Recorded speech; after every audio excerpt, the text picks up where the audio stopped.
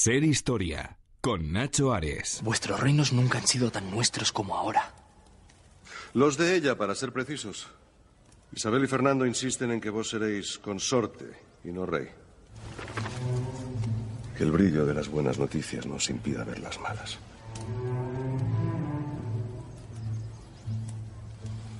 ¿Consorte? Es humillante. No os aliviantéis. Son las leyes de Castilla donde la mujer puede reinar. Vos no permitiréis que se me ofenda de ese modo, ¿no es cierto? ¿Qué puede hacer vuestra esposa frente a la ley, o más bien, frente a la voluntad de los reyes? Negarse a aceptar la sucesión si no se modifica mi título. Así cederán. Sería una muestra de lealtad y respeto hacia vuestro esposo.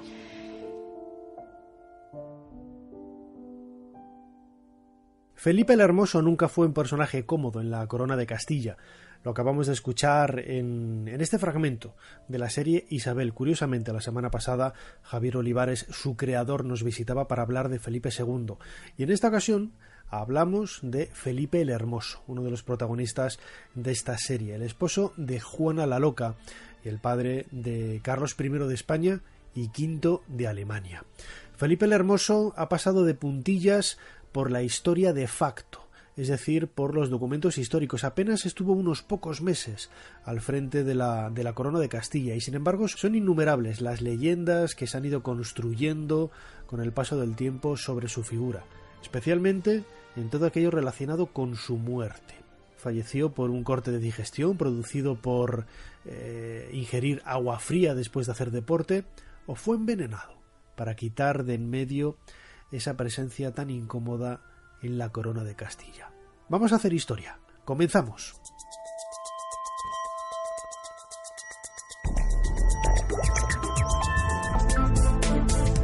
Intentaremos verter un poco de luz sobre los enigmas de la Inquisición a lo largo de la literatura del Siglo de Oro, cómo se intentó esquivar la censura inquisitorial y cómo en ocasiones logró realmente resultados sorprendentes.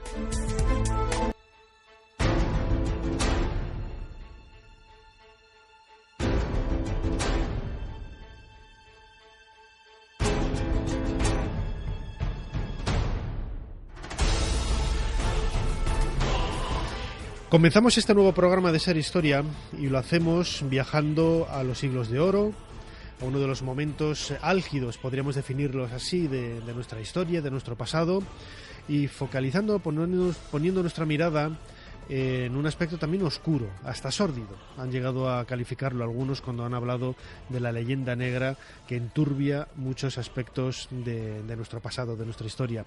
En mis manos tengo un libro, Escribir y Prohibir, Inquisición y Censura en los Siglos de Oro, publicado por la editorial Cátedra, y cuyo autor, Manuel Peña Díaz, nos atiende ya desde nuestra emisora en Huelva. Manuel, bienvenido a Ser Historia.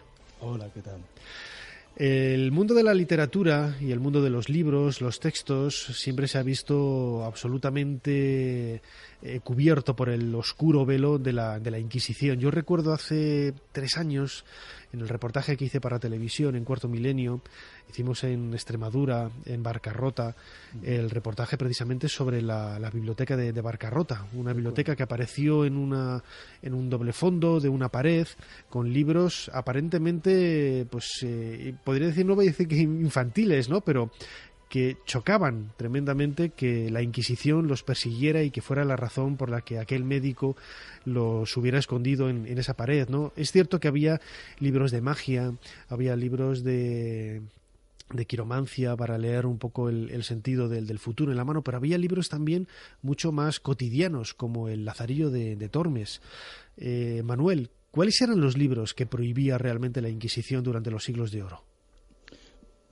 Si hiciéramos un ranking, en primer lugar sería la literatura religiosa o los ensayos religiosos, para ser más exacto, y entraría también literatura.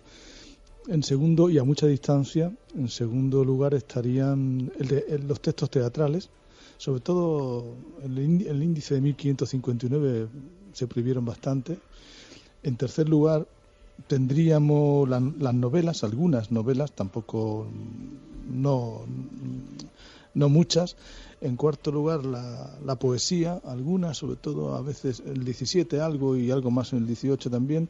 Y en quinto lugar, y a mucha distancia, los libros científicos. Yo creo que hay un poco de mito, ¿no? Si quiere, ¿no? Un poco de leyenda alrededor de esa omnipresencia y omnipotencia censoria de la Inquisición. Uh-huh. Sin embargo, a mí uno de los aspectos que más me llamó precisamente con este reportaje que yo hice de Barcarrota era que el Lazarillo estuviera ahí. ¿Por qué?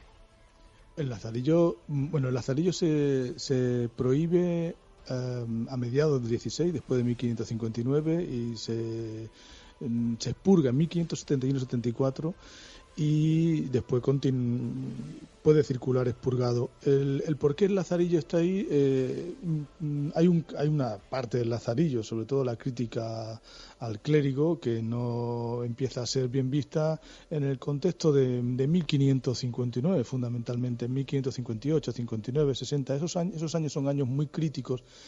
Del 56 al 60 son años extremadamente difíciles para la monarquía, para la Iglesia.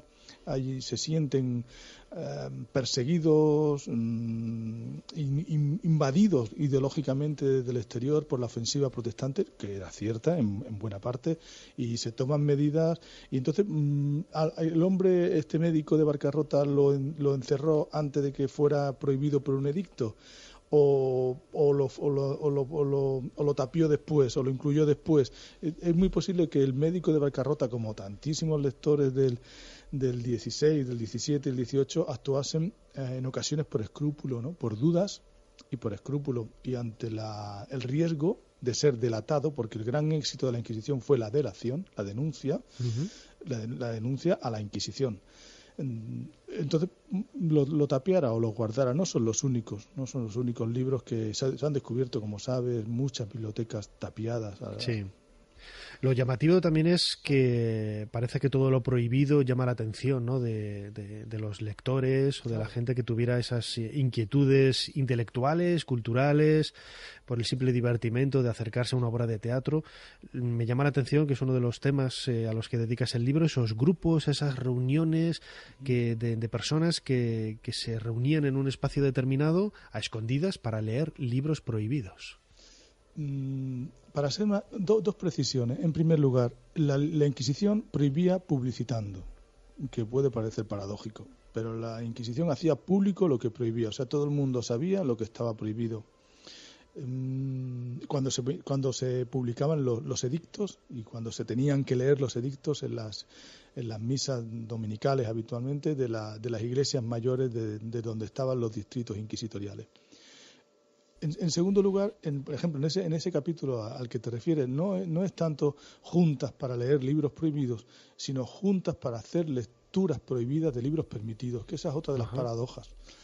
Había muchos, por ejemplo, judeoconversos, que querían conocer, o no necesariamente judaizaban, pero sí querían conocer, porque sabían que eran descendientes de judíos o de conversos del siglo XV, de su bisabuelo a lo mejor, y querían conocer textos del Antiguo Testamento. No podían acceder porque eso es era casi un dogma, ¿no? Una ley de la Iglesia Católica que no podía leerse la Biblia en vulgar. Luego, ¿cómo acceder al Antiguo Testamento? Mediante libros en los que se divulgaba el Antiguo Testamento, sea el Gobernador Cristiano, sea Torre de David, o tantísimos libros. Entonces hacían lecturas sesgadas, lecturas oblicuas o lecturas prohibidas relativamente, de textos que estaban permitidos.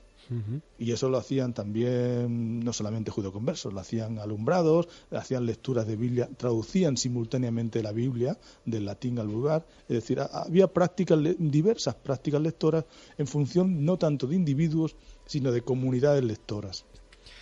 Lo hemos dedicado en otras ocasiones, hemos hablado de grandes personajes de la historia de la Iglesia, como Santa Teresa de Jesús, que han trascendido de una manera brillante hasta nuestros días, con unos libros a caballo entre las propias descripciones autobiográficas de fenómenos místicos, de cómo ellos entendían que tenía que evolucionar la Iglesia, las pautas con las que se tenían que regir los conventos, etcétera, y sin embargo estos grandes clérigos de nuestra historia también fueron perseguidos y señalados por la Inquisición. Y bueno, acabo de mencionar a Santa Teresa de Jesús como uno de los adalides más importantes de lo que estoy diciendo. Yo diría que no. ¿No? No. Bueno, sí, hay que, por supuesto, Francisco de Borja o San Francisco de Borja, Fray Luis de Granada, tantos, ¿no? Con Juan de Ávila, por ejemplo. Por lo también, menos ¿no? quizás es uno de los que más ha trascendido. Lo que pasa es que Santa Teresa o Teresa de Jesús nunca le incluyeron ningún libro en ningún índice prohibido, ni les purgaron nada, no le hicieron nada con los libros. Pero sí De que tuvo manera problemas oficial. con la Inquisición, precisamente por los libros. Lo que tuvo mucha amistad con el inquisidor general que le guardó el libro. Y ella conocía perfectamente todos los... Yo lo que defiendo en el libro, después de leer, como hablabas tú, los libros de la vida, ¿no? O Camino de Perfección, etcétera, los distintos textos asombrosos, porque son asombrosos, de esta mujer que página a página te descubre una personalidad astuta, muy inteligente y con un dominio de la lengua extraordinario, de la lengua castellana. Ella conocía, y entonces ella sabía de los riesgos en esos momentos tan difíciles, de los riesgos de una literatura devota que estaba al borde del acantilado, ¿no? Que rayaba la transgresión. Teresa de Jesús fue una gran protegida, y sobre todo fue una gran protegida porque supo aliarse, supo buscar protectores, supo buscar confesores que le hacían, que le revisaban sus libros. Ella pedía siempre una censura previa para no tener problemas con la Inquisición o con los delatores a la censura posteriori, ¿no? Esa censura previa me imagino que sería la que utilizaran muchos otros autores, ¿no? Para intentar buscar artimañas legales, podríamos definirlas con términos actuales, y evadir las garras de la Inquisición. Hay que distinguir entre la censura previa, claro, y la censura posterior. Y la censura previa es la censura civil, y si el libro es religioso, el autor, o de temática religiosa, censura eclesiástica, esas dos, y la censura posteriori, que es la censura inquisitorial. La censura previa, tú tienes que pedir un permiso, en el caso de Castilla, al Consejo de Castilla, una licencia para imprimir, y eso pasa por censores que te dan o no unas aprobaciones.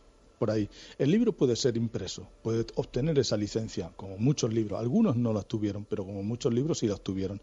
Entonces tiene la licencia, y posteriormente, si alguien delata algún pasaje de ese libro, puede tener problemas con la Inquisición. Se puede dar paradojas como 1492, la Celestina, publicada, por ejemplo, en 92.